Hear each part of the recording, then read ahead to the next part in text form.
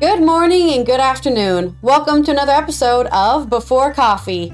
It is our themeless Thursday. We have a lot of crazy news, some updates going on like the farming problem in the EU, and of course, the NBA gambling that we talked about, I think 2 weeks ago during March Madness. We talked about the NBA gambling thing.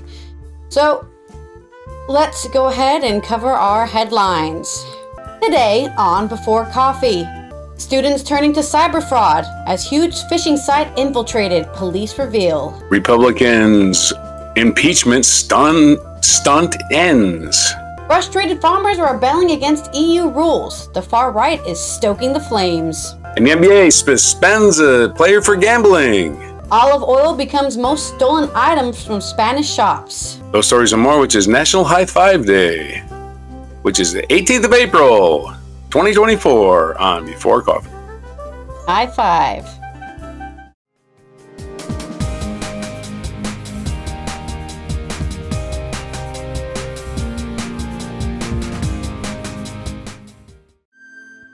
All right, our first news story coming from The Guardian. This is written by Vikram Dode. University students have turned to cyber fraud to boost their income. I'm surprised it's happening in the UK and not the US. Maybe it's happening in the US. They just haven't found the. It says it isn't. Yeah, they haven't found the scammers yet. Police have said, as they revealed, they have infiltrated a huge phishing site on the dark web, responsible for scamming tens of thousands of people. A site called LabHost. Oh, I've heard about this. I think was active since 2021. It was a cyber fraud superstore, allowing users to produce realistic-looking websites from household names such as big banks, ensnaring victims around the world, including 70,000 in the UK. Victims entered their sensitive details, some of which were used to steal money, but those behind the site also made money by selling details on the dark web for fraudsters to use. The Metropolitan Police said that the main victims were aged 25 to 44 years, who conduct most of their lives online. Police believe they arrested one of the site's main alleged masterminds this week among 37 suspects detained across the UK and overseas. The Met said arrests were made at Manchester and Luton airports and in Essex and London.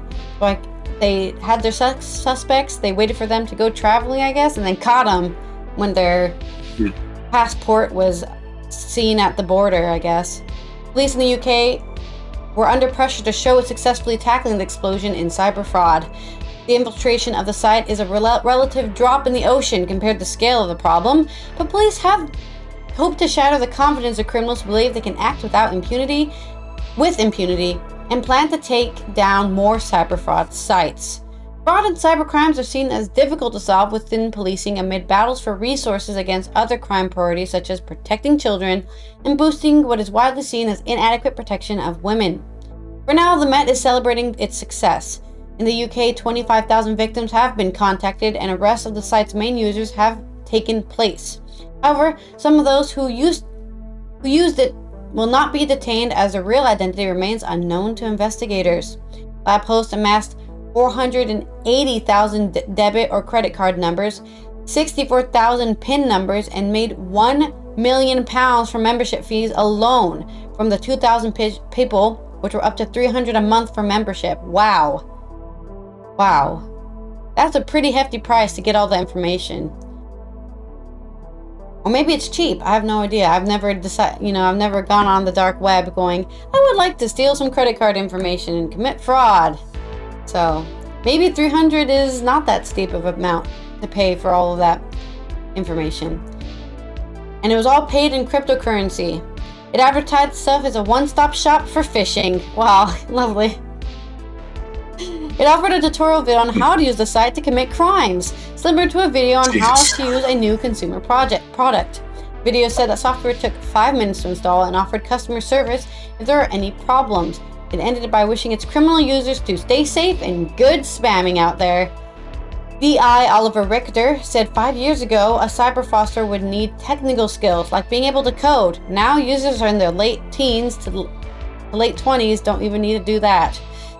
A lot of these users, they are younger, they're at university, they're very likely to go on to perhaps perfectly legitimate careers. They see this because it's so easy to do as something that is anonymous.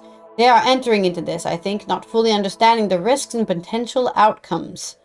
Yeah, because it sounds like they hope they caught the person who made the lab host, who owns lab host, but they could have not.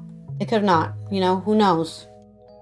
And they arrested a lot of users who are using lab host because they didn't know how to secure themselves from prying eyes, I suppose. After the site was disrupted, 800 users received a message telling them that police know who they are and what they've been doing. Oh, dramatic, like a film.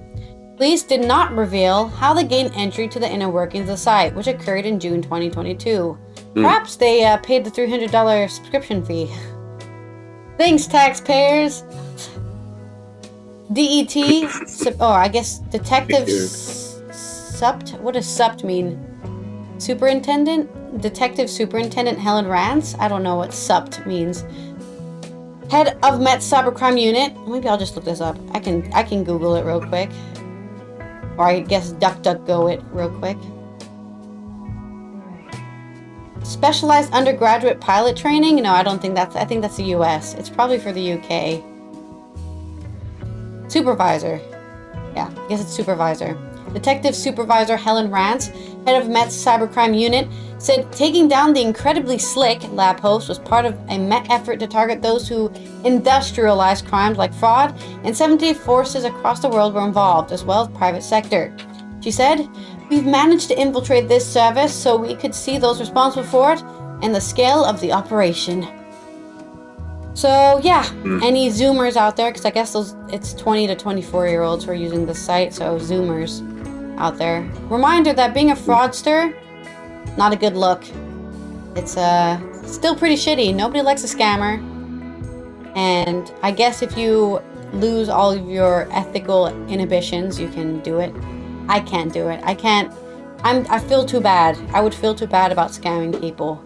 You know, I'm too honest for my own good. Because I'm sure there's plenty of people out there who are making bank out of their dishonesty, and I just can't do it. And it's us honest people who are punished the most for laws, really. Because dishonest people will get away with their breaking the law. Until this happens, where you infiltrate the largest industrialized scamming operation, and then you get what's coming to you, I guess. So don't people be think a scammer. punishing. Sorry, what do you want to say? And people think punishing criminals discourages crime, because criminals really don't even think rationally. They don't think about punishment. No, they're not thinking. They're thinking about how quick they can get what they want, and then once they've got it, they don't think about it again. You know. Okay, I'm a millionaire now. Unfortunately, it's all from fraud. But you know, as long as they don't find out I'm a millionaire from fraud, I'm good to go for the rest of my life, really. I suppose, if they don't know where the money came from. Yep. I mean, we talked about it during the NBA gambling, or not the NBA. Was it? No, it wasn't the NBA gambling. It was the Chiefs super fan, right? He tried to gamble. He tried to use gambling to. He stole from a bank and tried to gamble it away. Yeah, right. But he tried to launder gambled casinos. It all away, so he lost all the money that he stole. No, I don't know if he lost all the money, but he got caught. Let's put it that way. He got caught, and then now he's being sued by a bank teller. Yeah. Okay, so on to another scam, which is the United States Senate Republicans and House Representatives trying to impeach somebody just because they don't like his party, basically. Not accused of doing any crimes, no crimes, but they tried to impeach him anyway because we can't figure out what our jobs are, apparently. This is from AP News. The U.S. Senate rejects impeachment articles against Mayorkas, ending trial against cabinet secretary. The Senate dismissed all impeachment. This is by Mary Clark, Claire Jalonik, and Farnosh Amari. The Senate dismissed all impeachment charges against Homeland Security Secretary Alejandro Mayorkas on Wednesday. They're probably impeaching him because he's Mexican. That's basically didn't do anything wrong. He's just Mexican. He's letting him in from the border because he's Mexican. That's got to be it. I can't think of anything else. Is he Mexican? Is he from Mexico or Alejandro Mayorkas? That sounds Mexican. That's good. That's good enough for them. Racists don't care. You can be from Brazil. They don't care. If you actually knew where he's from. I don't.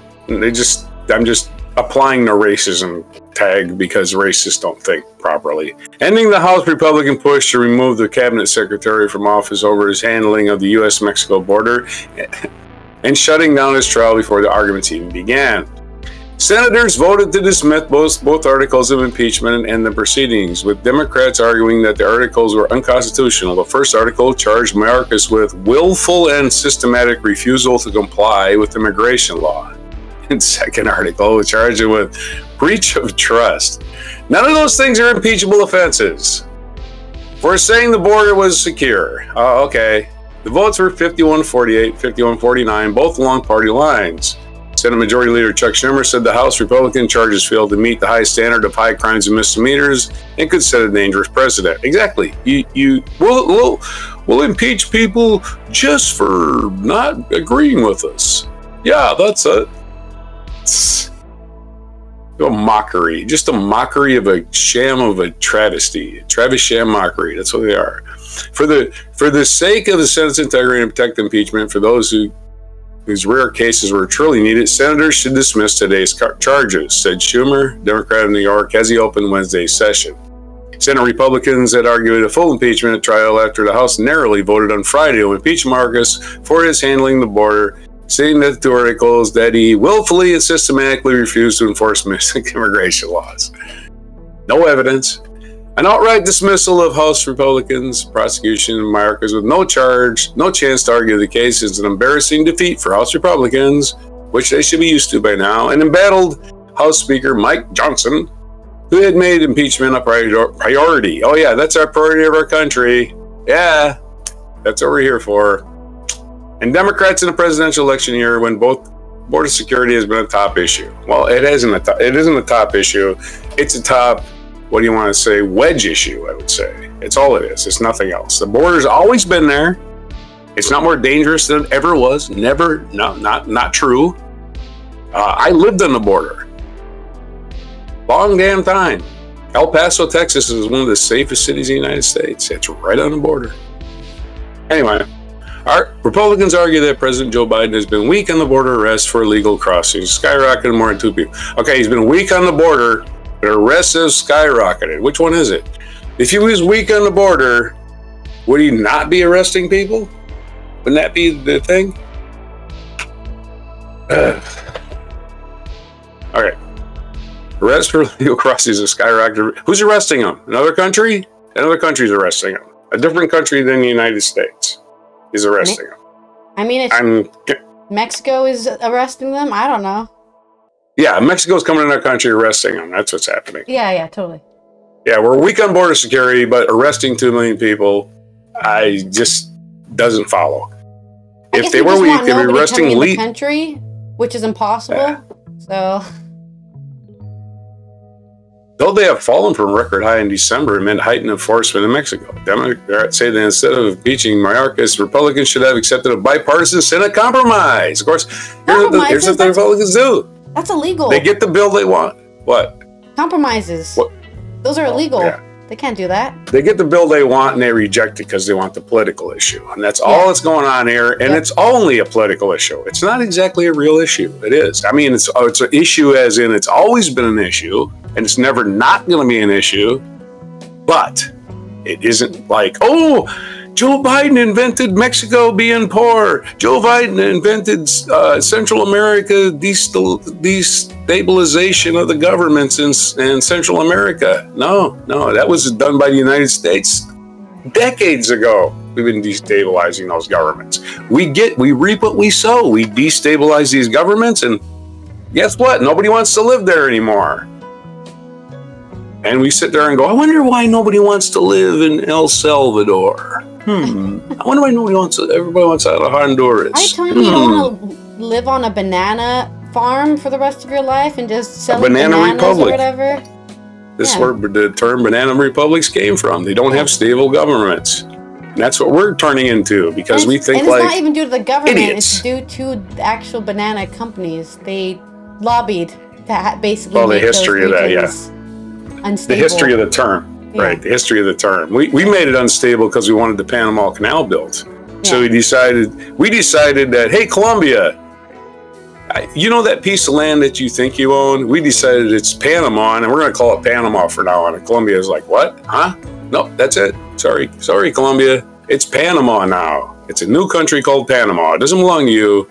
Go to hell, Colombia. I mean, America's like treatment of South America and Central America has always been crap ever since they were in a war with France, and then America decided to walk all the way to Mexico City and said, "Hey, we conquered Mexico City," and then Mexico's like, "The fuck are you doing here? You're not even involved in the conflict."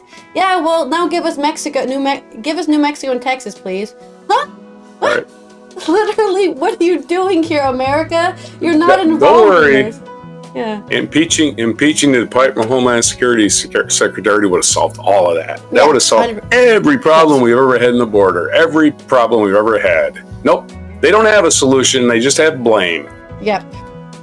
The historic nature of the trial, the first time in nearly 150 years that a cabinet secretary was impeached, contrasted with the almost routine feel of proceedings after senators have sat through 2 previous impeachments trials against former president, defendant Trump in 2020 and 2021. But he deserved to be impeached, and he deserves to go to prison. You know, here's the thing. Trump has had 4 indictments. Indictments are a lot harder to get impeachments. You know why? Because you've got to unanimously convict a bunch of people, sometimes 24 people, to indict somebody. You got to present evidence, and they got to sit there quietly and listen, and it's not on TV. And these people make a rational decision. And they say, yeah, he committed a crime. Let's charge him. 4 different juries did that. So that's like maybe 100 people where I've agreed that he did crimes. Okay, so if Mayorkas is on trial somewhere, let me know, because I don't think he is. And with a quick dismissal almost inevitable, the Senate never even set up a chamber for the occasion, which usually includes tables on each side of the impeachment managers and defense lawyers. Still, there was a bit of traditional pomp, and As the trial began, senators approached the front of the Senate in groups of 4 to sign an oath book that is stored in National Archives.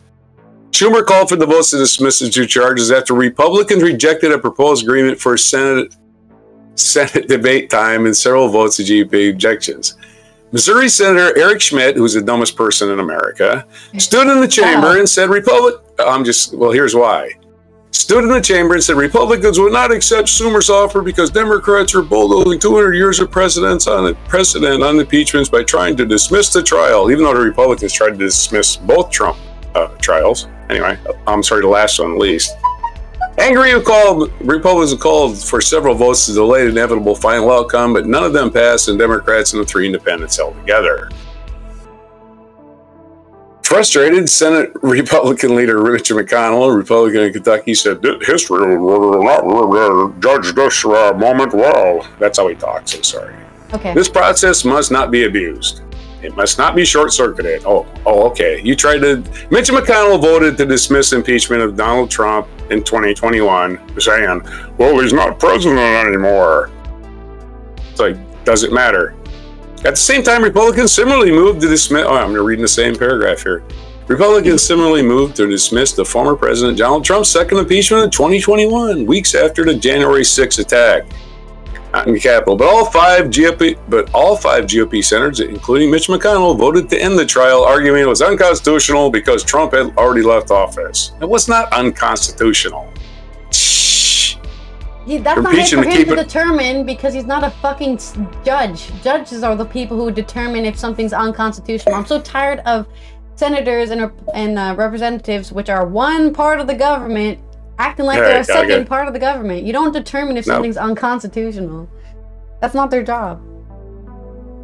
AP correspondent Mary Claire Jelinek reports Democrats quickly ended the trial by calling for votes to end the tossed-out articles impeachments. After Democrats dismissed the charges, Johnson and members of the House GOP leadership said they, in a joint statement, by voting unanimously to bypass the constitutional responsibility.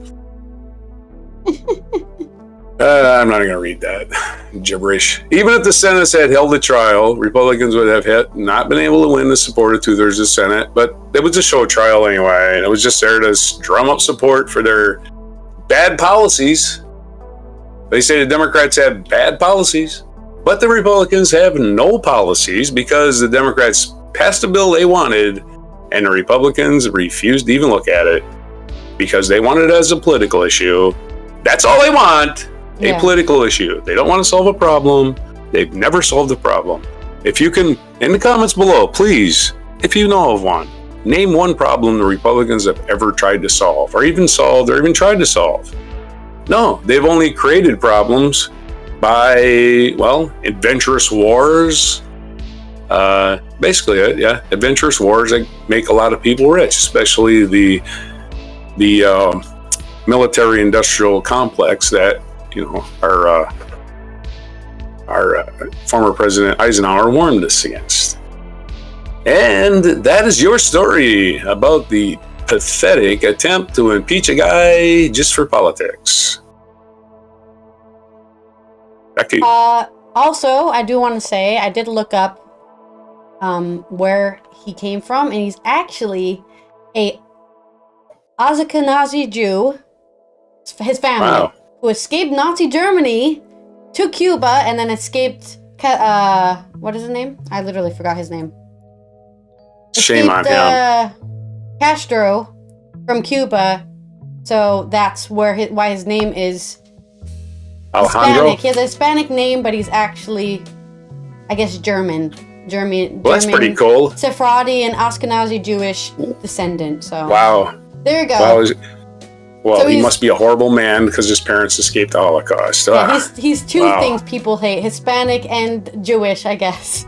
If you want to go for bigotry here. Basically, yep. And again, there is nothing at the border unusual than any other time in history of the United States, other than the hysteria. Yes.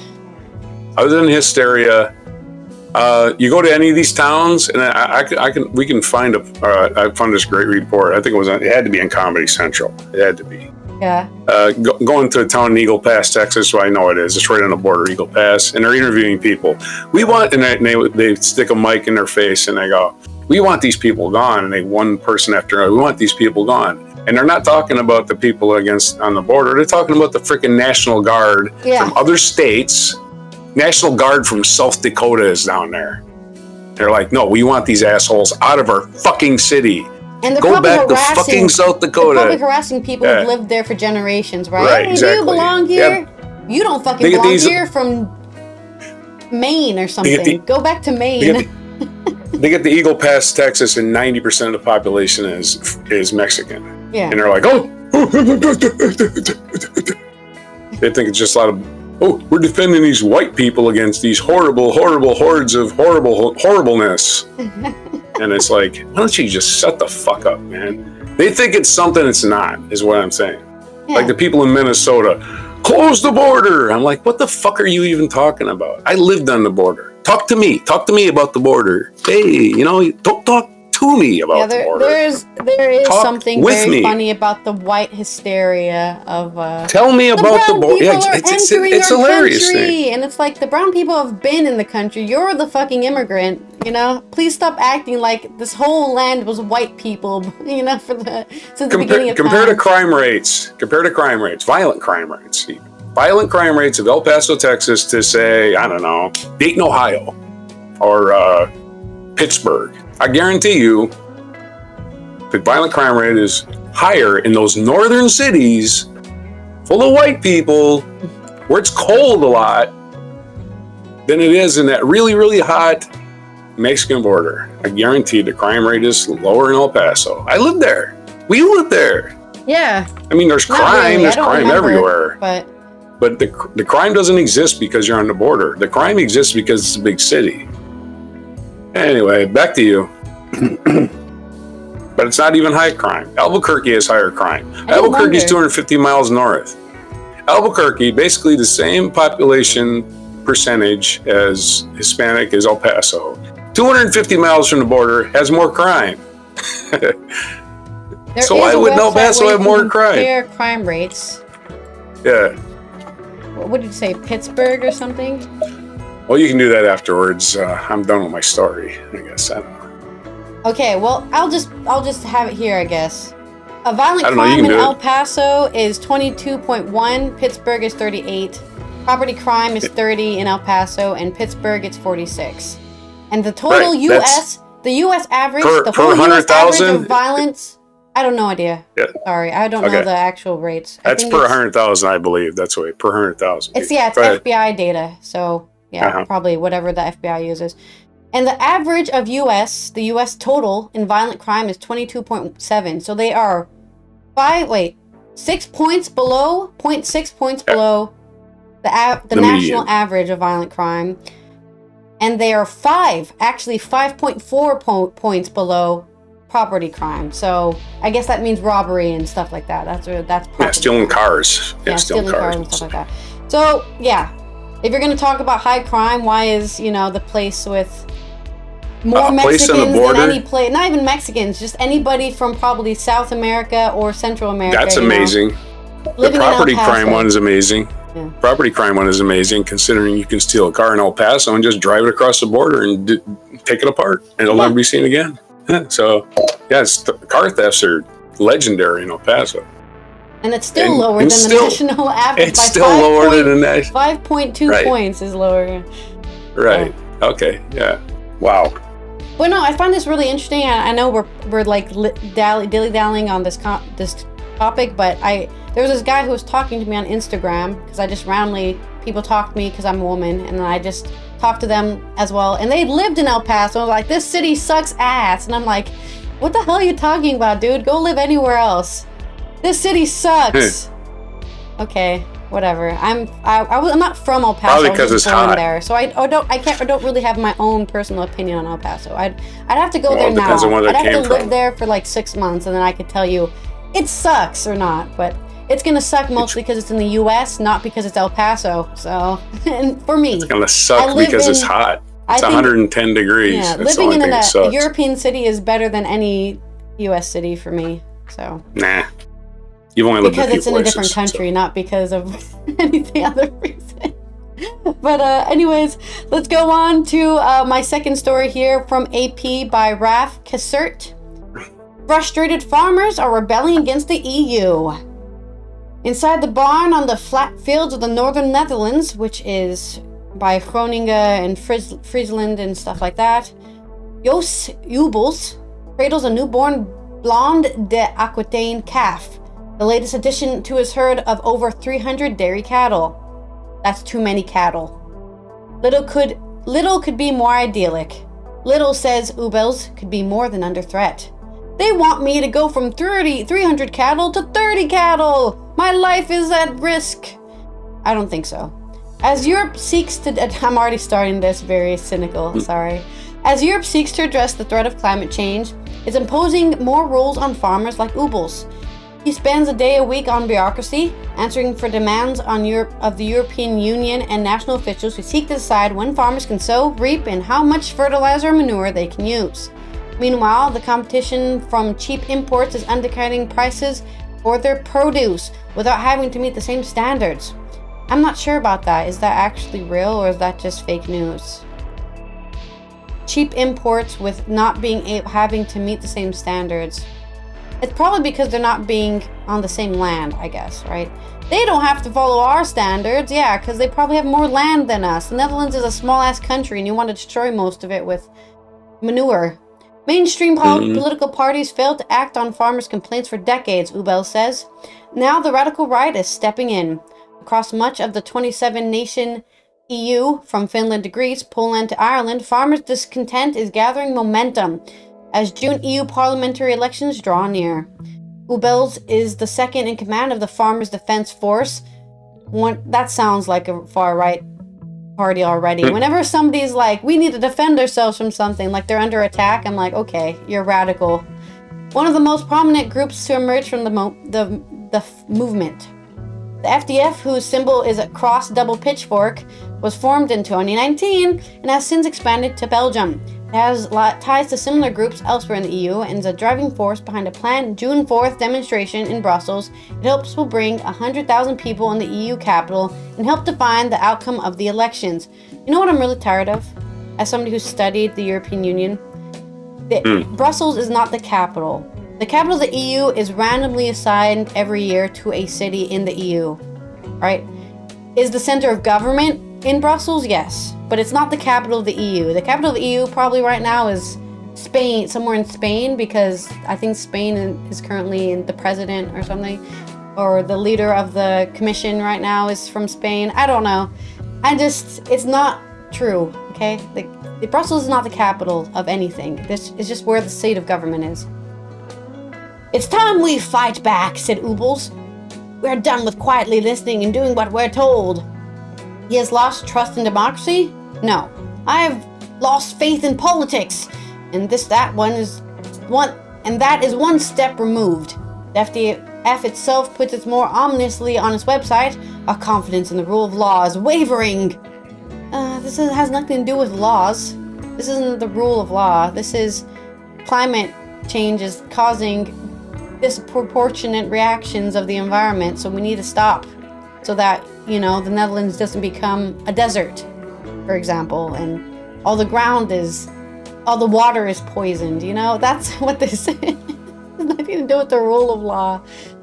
Like I said, I've already feel like this guy's a radical far-right guy himself. In March, protesting farmers from Belgium ran amok at a demonstration outside the EU headquarters in Brussels, setting fire to a subway station entrance and attacking police with eggs and liquid manure. In France, protesters tried to storm a government building.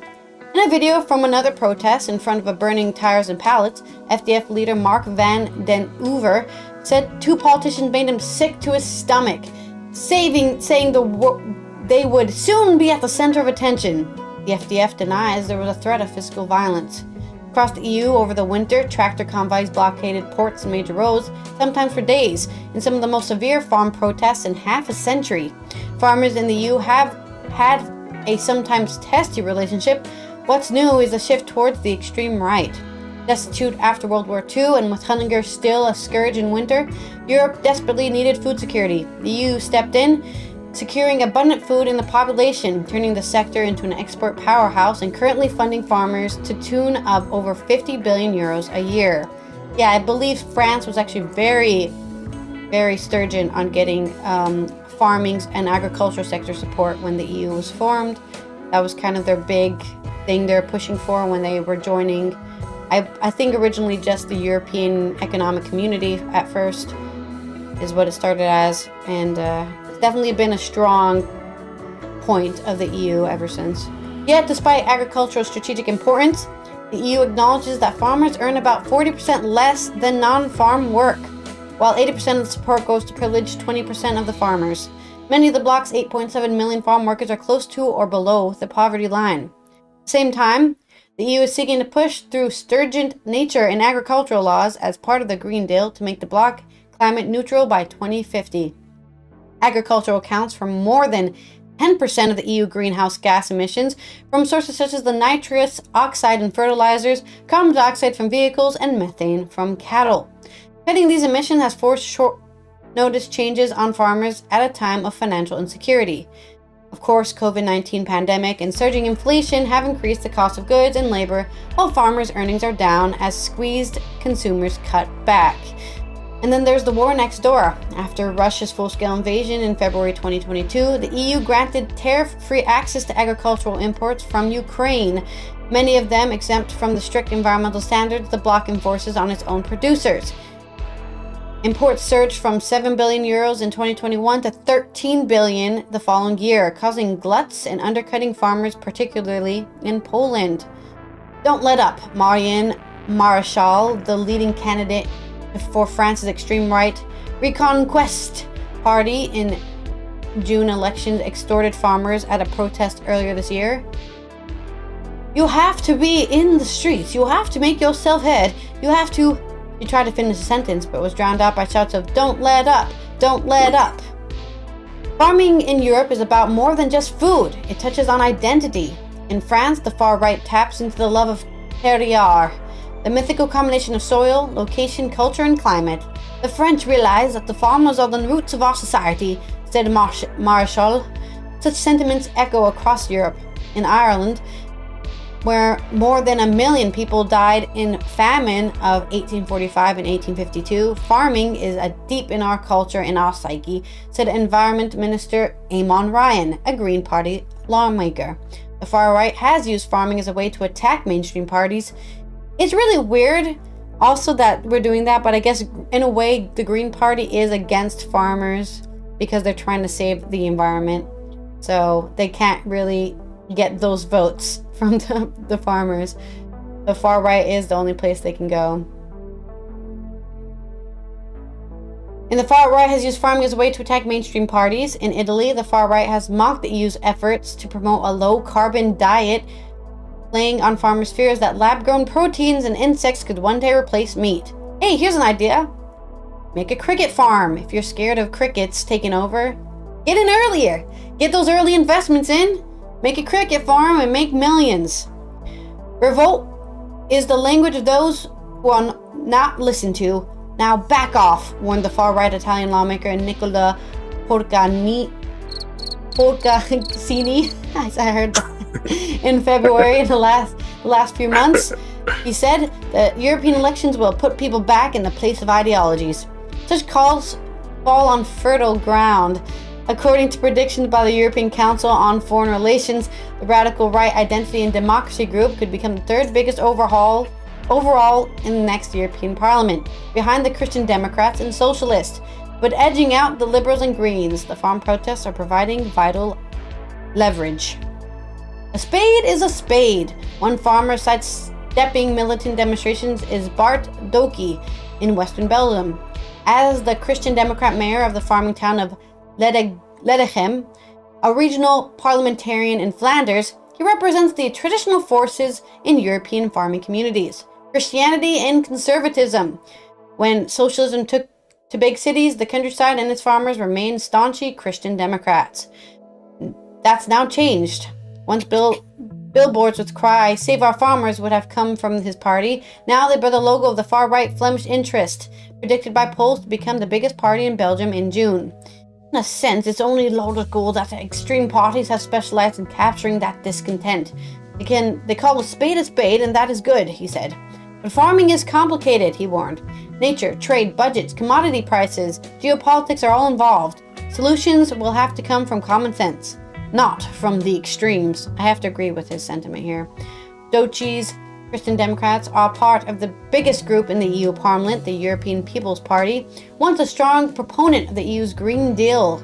Farmers, after all, are among the biggest losers from the climate change and affected at different times by flooding, wildfires, drought, and extreme temperatures. But ever since the demonstration started, EU politicians on agriculture and climate have shifted rightwards, outraging many of the center-right's old allies with whom it set up the Green Deal. Measures to reduce pesticide use, protecting biodiversity have become weakened, while the protesters' demand to cut regulation have been heard. But as the rhetoric keeps up, so does the climate. Data for early 2024 shows record-breaking temperatures in Europe. In Greece, where an estimated 1,715 square kilometers or 675 square miles burned in 2023 in the worst fire in EU records. Wildfires are already breaking out weeks earlier than expected. Yeah, you're not going to have any land to plant when it's on fire, guys.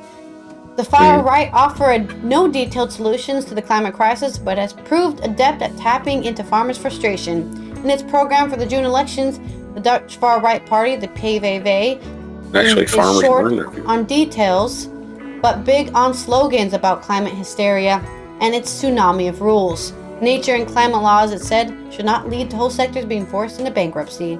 Ubels made the case for farmers' realpolitik.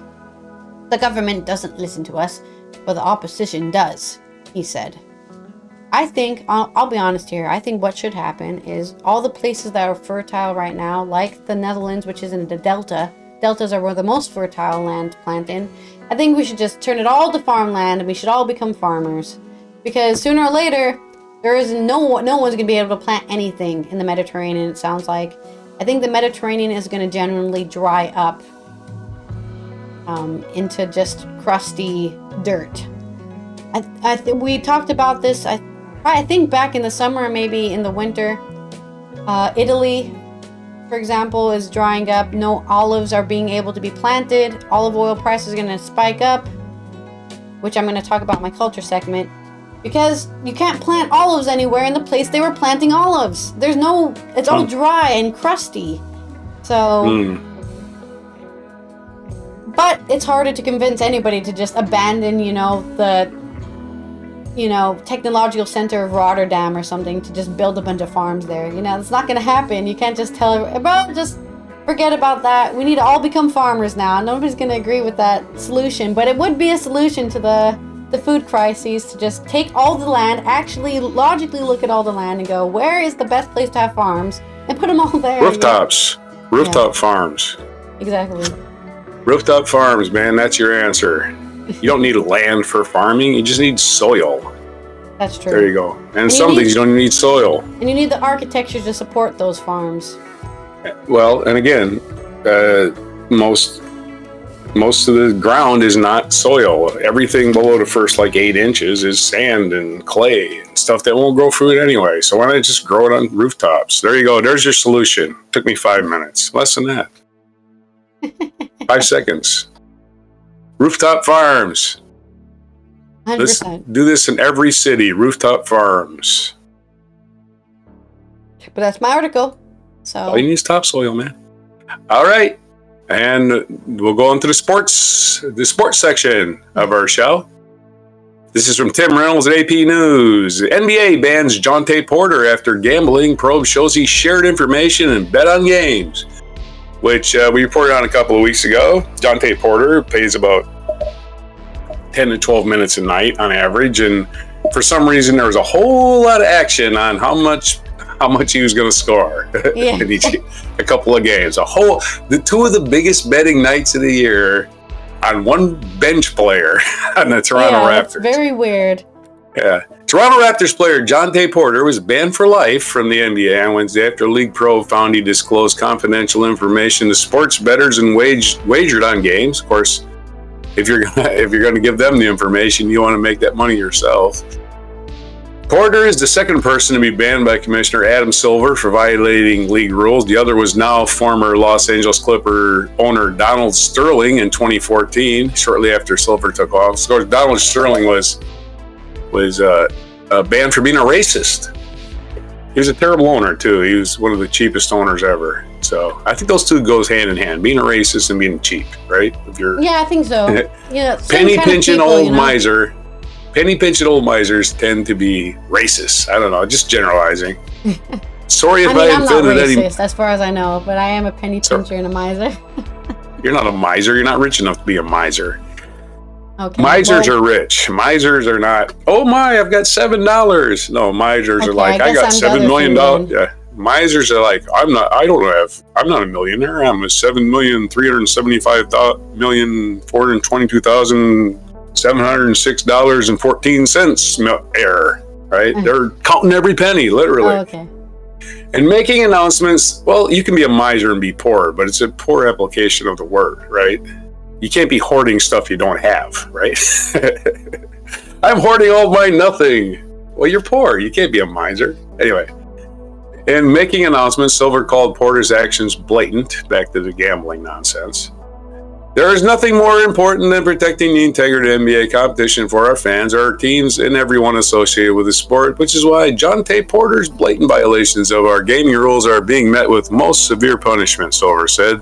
The investigation started once the league learned from licensed sports betting organizations and organization that monitors legal betting markets about unusual gambling patterns surrounding Porter's performance in a game on March 20th against Sacramento.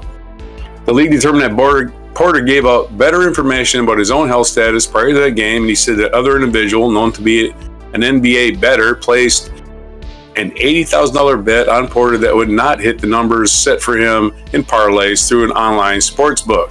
That bet would have won $1.8 billion. Porter took himself out of that game after less than 3 minutes, claiming illness. None of his stats met the totals set in the parlay. The $80,000 bet was frozen and not paid out, the league said, and the NBA started an investigation not long afterward. See, you got greedy right away. Should have gone for maybe the $1,000 bet first. I don't want for this. You don't want this for this kid. You don't want this for our team, and we don't want this for our league. That's for sure. Raptors president Masai Ujiri said Wednesday in Toronto, speaking shortly before the NBA announced Porter's ban. My first reaction is obviously surprise because none of this. I don't think anybody saw this coming. Later, after NBA revealed the ban, Raptors said they are fully supportive of the league's decision to ban Jontay Porter from the NBA and are grateful for the swift resolution to this investigation. We will continue to cooperate with all ongoing inquiries. The league has partnerships with other relationships with more than 24 gaming companies, many of whom advise NBA games in a variety of ways. Silver himself has been a longtime proponent of legal sports wagering, but the league has very strict rules for players and employees regarding betting. And what Porter was found to have done was in violation of the collective bargaining agreement, which states any player who directly or indirectly wagers money on or anything of value on any game or event in the association or in an NBA G League shall, on being charged with such wrongdoing, be given an opportunity to answer such charges after due notice, and the decision of the commissioner shall be final, binding, and conclusive, and unappealable. Ooh, unappealable. He got no appeal. Maybe someday he can come back and say, I've changed my ways, I want back in the NBA, but I doubt that'll happen because you're lucky to be in the NBA to begin with. Let's be real. That's a very good gig. Silver cautioned last week that this move was possible, saying that what Porter was accused of represented cardinal sin, which they spelt wrong, in the NBA. Porter has not commented since the investigation began and never played for the Raptors again. He is listed as out for all of the Toronto's games for the remainder of the season. Well, Toronto doesn't have any games for the remainder of the season, citing personal reason. For whole life. Did Toronto even make the playoffs? I don't even know if they did. The playoffs have actually started, and I'm totally blowing them off because the first round is a waste of time. Anyway, the league also determined that Porter, the brother of Denver Nuggets forward Michael Porter, there's the end of the spectrum. His brother is Michael Porter Jr., won the NBA championship last year, got a big old, NBA championship ring, and his brother Jontay can't play in the NBA the rest of his life. Anyway, the league also determined that Porter placed at least 13 bets on NBA using someone else's betting account. The bets, well, at least he was smart to do that, right? Use somebody else's account. Would have been smarter to use a bookie. That way it doesn't go through legal gambling people, right? Your bookie ain't telling nobody. The bets range from $15 to $22,000. The total wager was $54,094 and generated a payout of $76,059 or net winnings of $21,965. Hey, you don't make enough money in the NBA? I think the minimum salary is like $1.5 million. These wagers did not involve any game in which Porter played, the NBA said, but 3 of the wagers were multi-game parlays, including a bet where Porter, who is not playing in the games involved, wagered on the Raptors to lose. All 3 of those bets lost. You're betting on your own team to lose? Wow. That's a real, whatever you want to call it, red flag. While legal sports, While legal sports betting creates transparency and helps identify suspicious and abnormal activities, so this matter also raises important issues about the sufficiency of regular framework currently in place, including types of bets offered on our games and players, Silver said. Working closely with all relative stakeholders across the industry, we will continue to work diligently to safeguard our league and game. Porter was on what was called a two-way contract, meaning he could play for both the Raptors and their affiliate in the G League. His salary this year was around $410,000, so he wasn't making, because he was on a two-way contract, so he wasn't making $1 million. $410,000? You can't live on that? Well, he's got a gambling problem, obviously. Had the Raptors signed him into a standard NBA contract next season, as seemed possible, his salary would have exceeded $2 million. The 24-year-old Porter averaged 4.4 points, 3.2 rebounds, 2.3 assists in 26 games, including 5 starts. He also played in 11 games for Memphis in the 2021 season.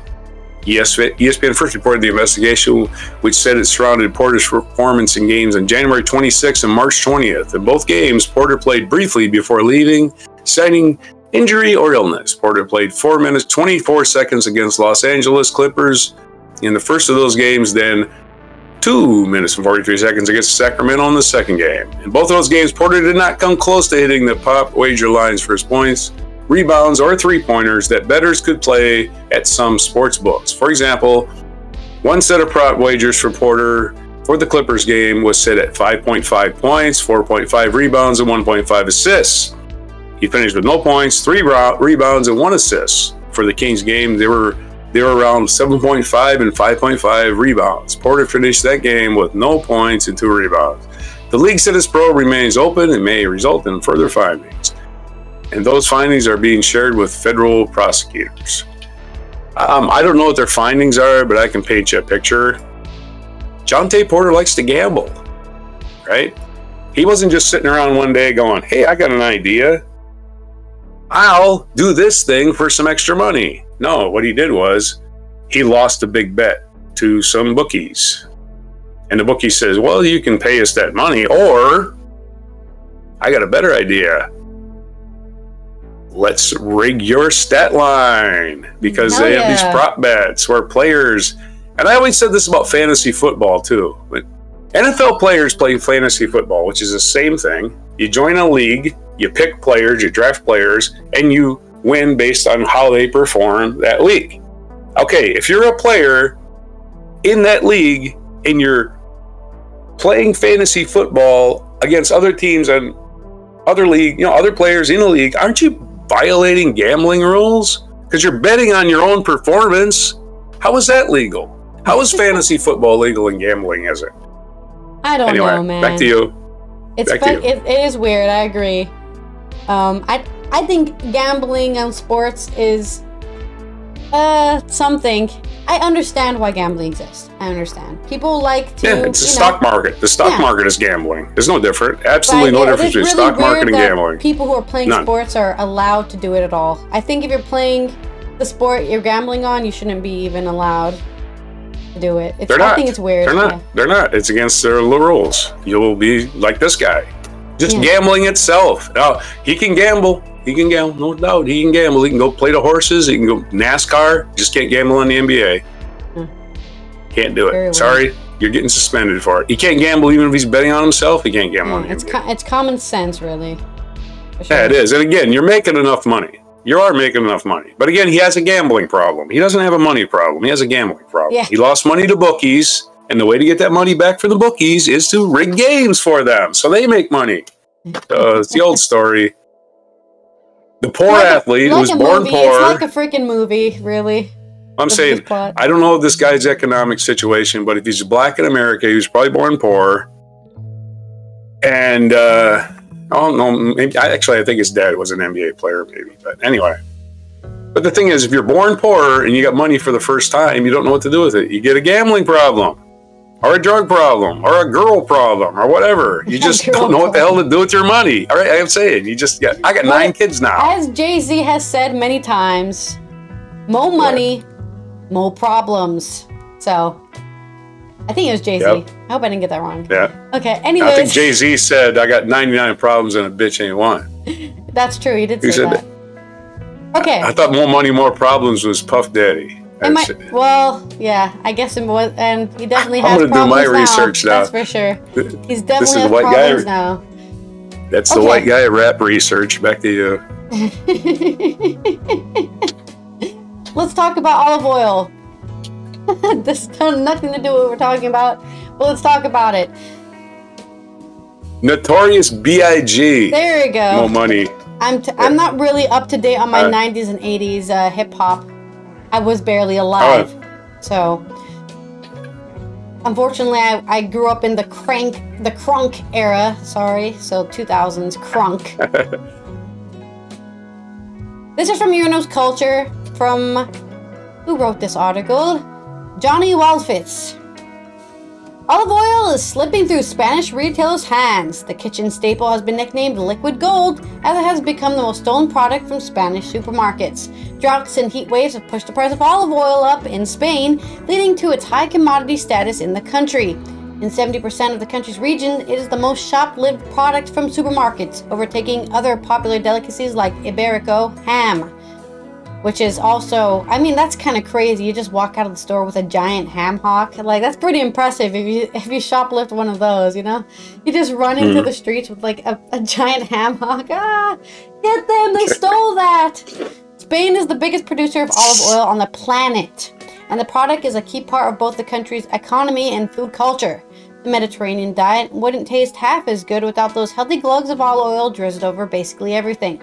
But with the prices of olive oil being hit by inflation and wholesale prices of the unctuous condiment have gone from 2.3 euros per kilogram in February 2020 to 8.88 euros, with a 70% jump record just in the last year. For shoppers, this has meant an increase of price from around 5 euros a kilogram to as much as 14 euros. Spanish shops resorted to chaining together large bottles or fitting them with sorts of security tags more often associated with top shelf liquor. Speaking to the Financial Times, Alejandro Alaguerre, security company marketer director for STC, noted that there is no hunger theft behind the trend. It is rare for an essential food item to be stolen so frequently, and the thefts are a result of organized criminal gangs. That's true. I think last year we talked about how olive oil was actually fake. A lot of it was being faked. And now a lot of it is being stolen so that they can sell real olive oil as well.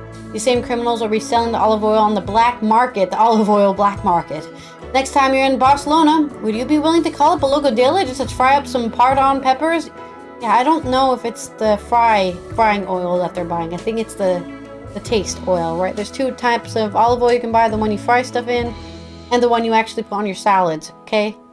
Just, you know, I'm not an olive oil connoisseur at all, but I know at least that much, right? You don't use your frying oil on your salad, vice versa. The frying oil is usually way cheaper and way less taste. It doesn't really have a taste. It still has a taste, but it's not strong.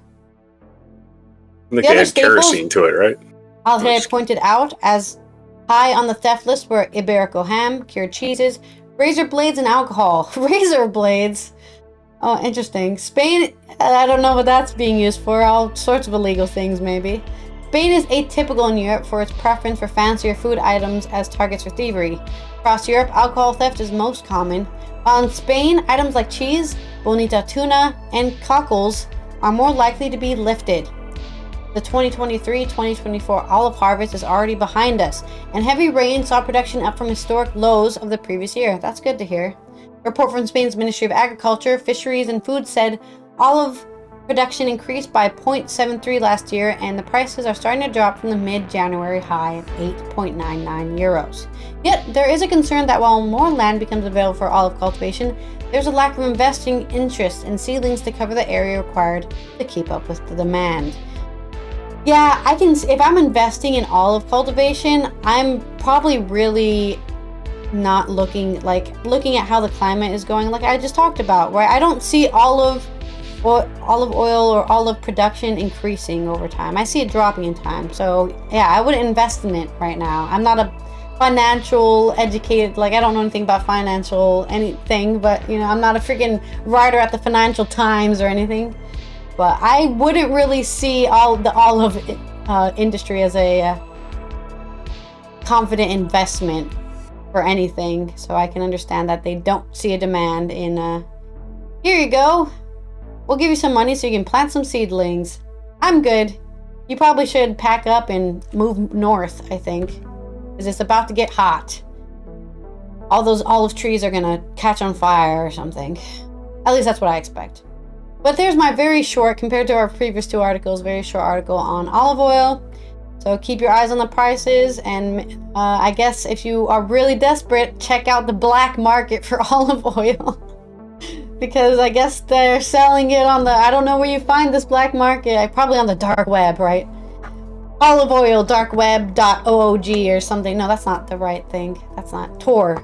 That's where you need to go. Find your olive oil needs. Onto this day in history. Don't tell Popeye about the olive oil shortage. Yeah. Because I remember when we went to Greece, man, there was olives everywhere. Like you could just, that's true. You walk out your door, smack into an olive tree, the market was full of olive oils, olives as well. Yeah. Yeah. Yeah, it was a very olivey place. But that was before the huge Greek fire that we just talked about in the on my previous article that basically burned the entire Greek coast. We missed that by like 6 months, I guess. It was like 2 years, wasn't it? Oh, no, I think it happened right after we went. Oh, okay. But there was more after that as well. There's been every year there's been Greek wildfires. Right, we did the fire thing. Yeah. Okay, well, this day in history, which is April 18th, we scroll up just to make sure you're not reading tomorrow's or something. Right. Exactly. In this year, in 1506, Pope Julius II laid the first stone of the new St. Peter's Basilica in Vatican City. It's still there, I guess. 1857, in this day, American defense lawyer, public speaker, debater, and writer Clarence Darrow was born. He was among his most high-profile court appearances was the Scopes trial, in which also called the Monkey trial, in which he defended the Tennessee high school teacher who had broken state law by presenting the Darwin theory of evolution. So, Clarence Darrow was birthday 1857. 1906, the San Francisco earthquake happened on this day. It doesn't tell me the Richter scale measurements. It was a rock-falling earthquake caused by the slippage along the San Andreas Fault. The San Francisco earthquake. Of course, San Francisco is built on basically landfill. It's not really a natural formation. It's just humans piled a bunch of dirt there and lived on it. Of course, the underlying land is not in that stable. I think it's volcanic sand, basically. Anyway, I'm not a geologist, and I probably get all that wrong. 1942, U.S. Lieutenant Colonel James H. Doolittle, led by B-16 B-25 bombers on a spectacular surprise attack on Tokyo and other Japanese cities. The Doolittle Raid, as it became known, caused little damage but boosted Allied morale. That's right. We bombed Tokyo in 1942. 1945, during the U.S. invasion of the Japanese island of Okinawa, another World War II news, American war correspondent Ernie Pyle was killed on nearby IE Island by Japanese gunfire. Oh, wow, that sucks. Ernie Pyle, one of your more famous war correspondents. Reporters, you have a dangerous job sometimes. 1956, on this day, abandoning her Hollywood career, American actress Grace Kelly wed Rainier III, Prince of Monaco, in a civil ceremony. An opulent religious ceremony took place the following day, and she became Princess Grace of Monaco. 1980, Zimbabwe achieved independence from the United Kingdom, formerly called Rhodesia. Remember that? In 1999, Wayne Gretzky played his last game, considered one of the game's greatest players. The great Gretzky retired from hockey. In 2012, American businessman, let's start over. In 2012, American television personality and businessman Dick Clark, who was the longtime host of American Bandstand and, of course, New Year's Rockin' Eve. He hosted that much longer. He hosted American Bandstand from 1957 to 1987 and died in California. American Bandstand is one of those shows that was kind of, how should I describe it? It was kids dancing to the latest hits, and they would have the groups come on and play their lip sync usually. Usually they would either lip sync or pretend to play their instruments while they really sang. But either way, a track was playing in the background, and the kids would dance. It would be like the same group of kids because it was taped in Philadelphia, and it would be the same kids every week typically, and people would watch it just to see who was dancing with who, like grown adults too, right? Like they treated it like a soap opera because it came on during the soap. Really? It came on during the day. It came on during the day the soap operas were on. Oh, American Bandstand. I think it came on Saturdays, right? So instead of watching your Days of Our Lives at noon on Saturday because soap operas weren't on, you watched Dick Clark and American Bandstand, and you kept track of who was dancing with who and the latest hits that the young kids were listening to. And they made it an all-American wholesome experience kind of thing, you know? And of course, Soul Train, which was modeled after that. That was the Motown version of it, basically, Soul Train, and did the same thing, except a lot better dancers. Anyway, I'm just saying. Anyway, Dick Clark died on this day, 2012. Dick Clark, rest in peace, Dickie.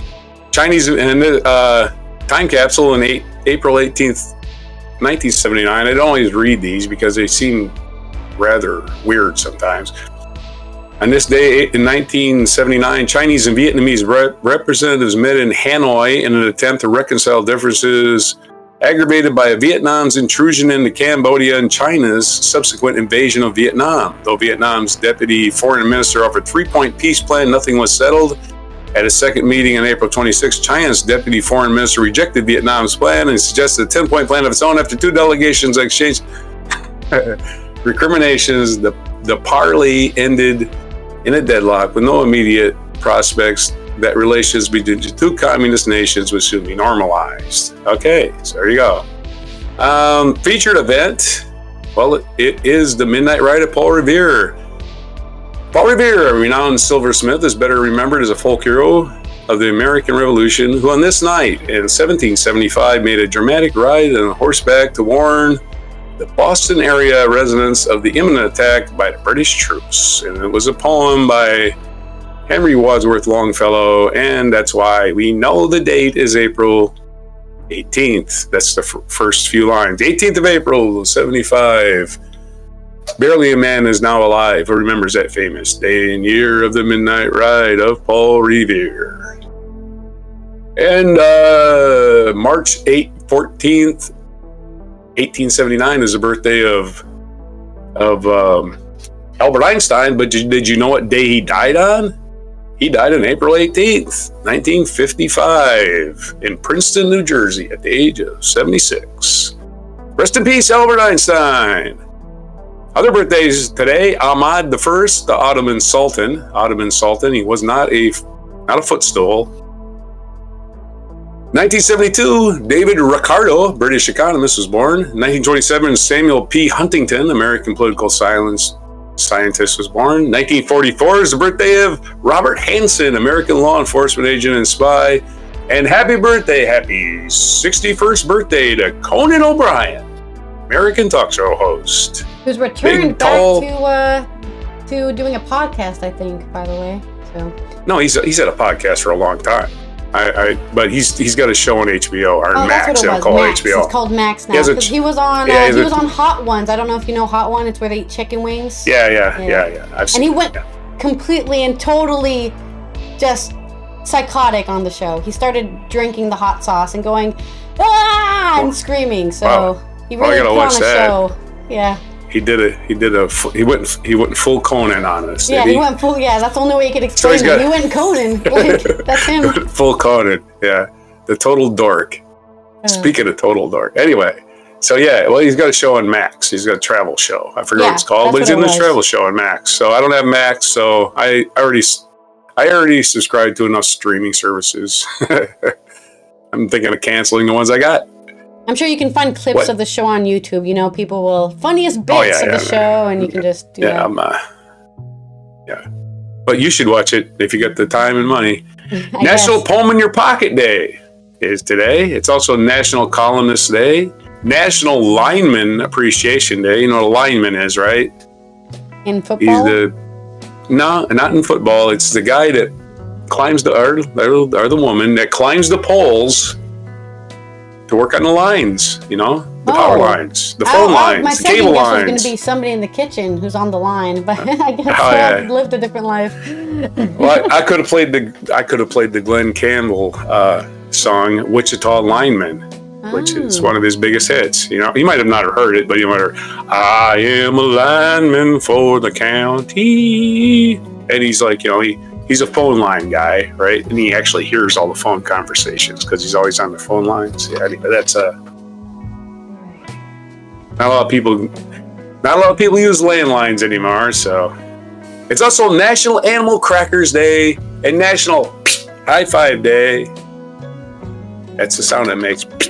Anyway, National Exercise Day.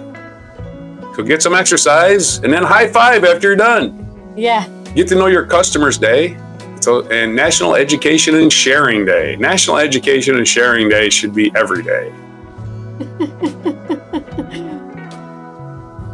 Seriously, if you're a miser, like old, we were talking about misers earlier. Yeah.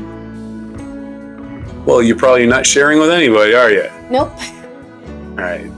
And you must always get education. Always. If you're not learning something, what the hell are you doing? You're just a rock, basically. An oxygen-wasting rock. And those are your days for today, which is April 18th, 2024 on Before Coffee. This has been Allison here from the Netherlands. We're going through a farming crisis, I guess, and I don't know. I think it's just a bunch of industrial farmers who want to make bank when they should just be making a living, and they just want to make bank. Yeah. Well, of course, supposedly they're under the poverty line, whatever that is. But the shareholders, we must think of them. Yeah, exactly. Fuck the shareholders. They're just gamblers. Here's what shareholders are. Gamblers. That's all they are. The gamblers. No different. You're right. No different than John Tate Porter. John Tate Porter, no different. Just a gambler. But we will see you tomorrow for our Friday's news dump, even though we've done a pretty big news dump today. We dumped it all. We'll see what else we have to talk about on Friday. Don't forget to subscribe if you're not already, and so that you can see more of these episodes, and ring the bell so you get notified when we go live. Take care out there, and here's your mic drop moment. Oh, I forgot to switch to it. Latest release. Gentlemen, pardon me, let me just sneak in here. Sit tight.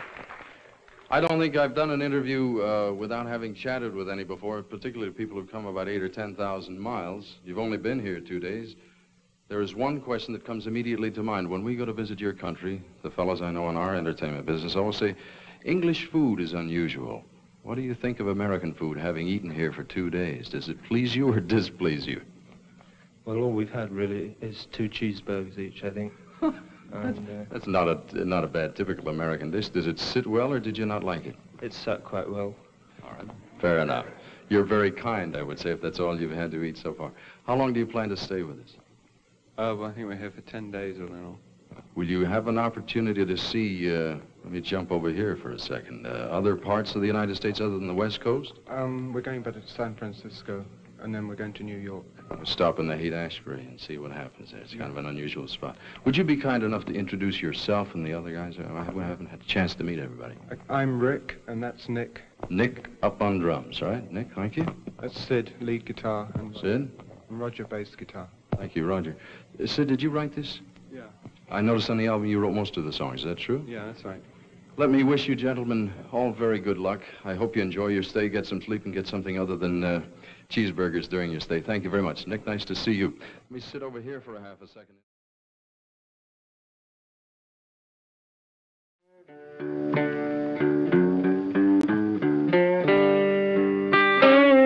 Be sure to hit the like, subscribe, and notify buttons, and follow our other channels, Toxic Alley, History of Gravy, and Scratchy Old Records.